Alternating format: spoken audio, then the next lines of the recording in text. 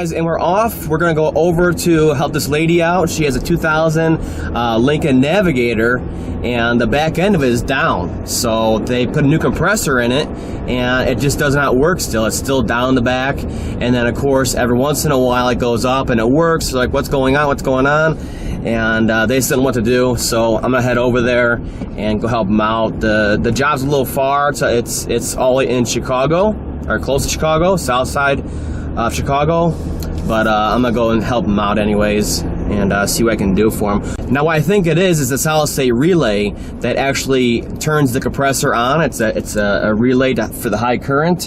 What happens is the relays of course fail, but the pigtails on there that plug into there, they have pin fitment issues. So therefore, one day it'll work, one day it won't. Well, what happens is you turn the key on, you think the compressor should be coming on, right? And the back end's down. Well, all you gotta do is go in there, grab that connector, disconnect it, and reconnect it. And if it works, all of a sudden, the compressor comes on, you know right then and there it's a pin fitment issue. A lot of people replace that relay and they don't ever think about that pin fitment issue on there. So we're gonna go check it out. It's only a diagnosis for now. If that's what it is and I'm able to confirm it, we'll head back out there and replace it. But what they really need help with is the diagnosis right now. So we're gonna get right back into it. First stop, Dunkin' Donuts. All right guys, we made it to the job site here, to our call. The Navigator is in the driveway. It is down, but I called earlier and I got no response. So we're gonna see if they're home here. I'm sure I just missed them.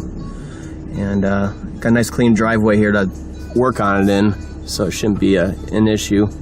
Hopefully it's just that connector. We can diagnose it and figure it out for her. Alright guys, we're here working on this 2000 Navigator, and the back end is definitely down. So I got the IDS all hooked up in here, and we're going to see what kind of codes it has in it. I'm going to do a self-test in the 4WAS module, 4-wheel air suspension, and let it go through. If you listen,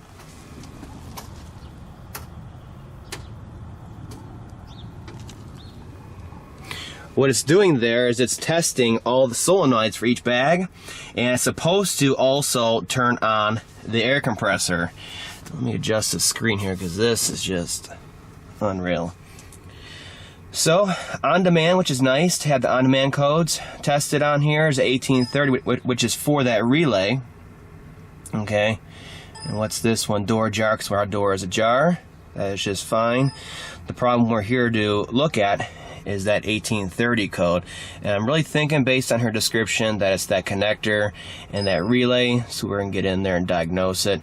Alright, so now right there on the compressor, right there in the center, you can see it. I'm taking control of it and I'm turning it on, and over here it shows there's a constant failure right there that says as compressor. That's basically the status of the compressor. It says off fail whenever I turned it on like that. So we're gonna go over and mess with that connector. I think that's gonna be the issue here. Now, these older Navigators and Expeditions, the compressor's right here under the washer jug, whereas the newer ones are underneath the headlamp right here. They're down in the in the wheel well down in there, so you got to pull the wheel well liner and all that stuff.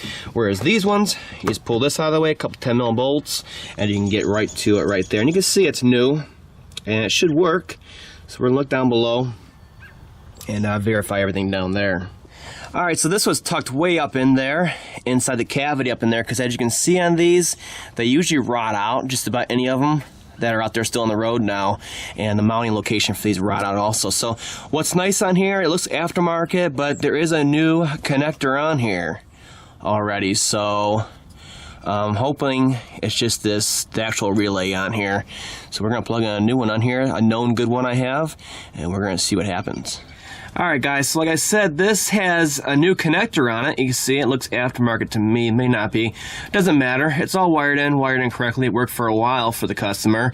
What happened is there's some kind of weird splice right here, but up here, where they splice it into the main harness, okay, right here, got water in it and it corroded and broke off. So this wire right here is the dark blue yellow that comes into here and tells this relay to turn on. So honestly, if it's never getting to it, it's never going to turn on. So it just goes to show it can be the easy stuff. So don't just start swapping out parts. Make sure your connections and your inputs and outputs are right.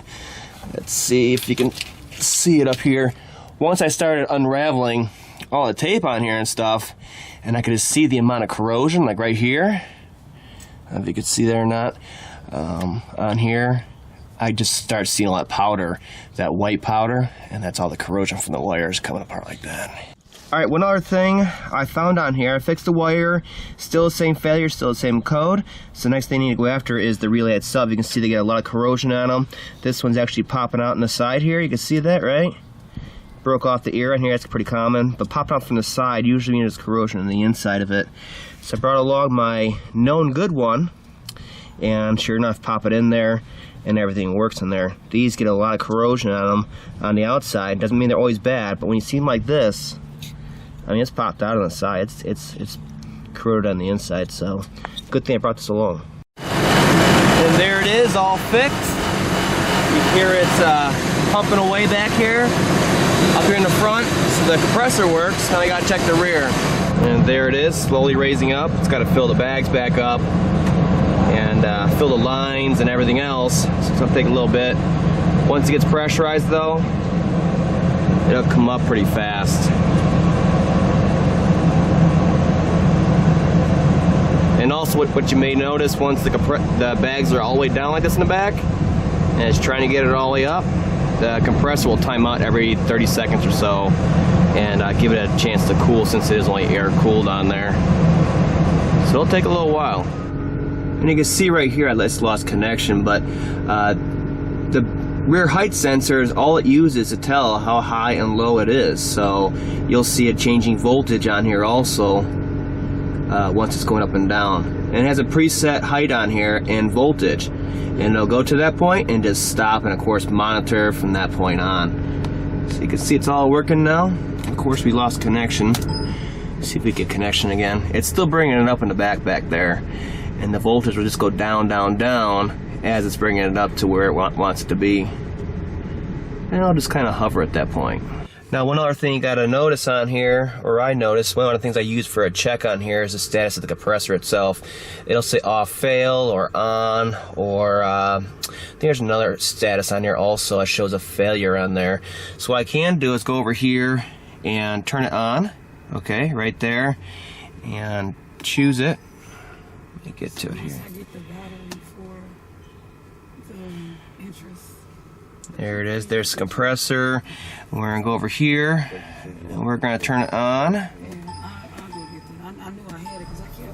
And you can see I commanded it on and the status is on.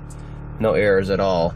And also now that there's no errors, I can go in here, do a self-test, and the only code I have in here on demand is the doors open, obviously. Alright, so we're taking off. We got it all fixed. Like you saw, was that broken wire on there. Going over some tracks. So I had the broken wire from the electrical issue, from the corrosion issue, fixed the wire, and that's great, but there was still an additional problem, more corrosion issues basically on that relay on there. You saw it was split on the side, and that's what happens a lot on these. They get the corrosion in them because it's a bad location, especially here in the Midwest with all that salt. It's constantly splashed with it, and it's going to creep inside, and it's going to corrode, it's going to short out, and it's just not going to work anymore. So it's a good thing I had that known good one that I had for my job a long time ago, and I popped it on there and got it up and running. The back end's up, because if you ever driven one of these with the back end all the way down like that, down to where it's totally deflated, it's bad. It's a really bad drive, even at like 2 miles an hour. So now she can go out, get groceries, take care of the family, and not have any more issues. I have a fully functioning vehicle again. So good that I had everything I needed, because this is a pretty far drive for me,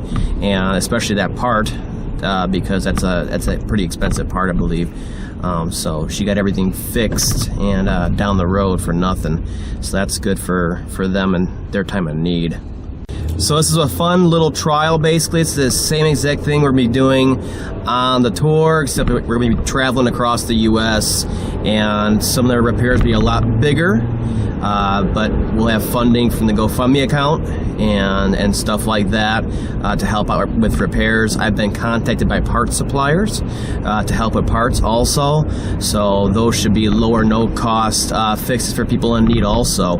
This is how it's going to be. This truck, cameras, this guy right here, Dan, he works in the trades as a carpenter, roofer, and does just about everything in that kind of trade, whereas I work in the automotive mechanical type trade, obviously. So between the two of us, we should be able to figure it all out.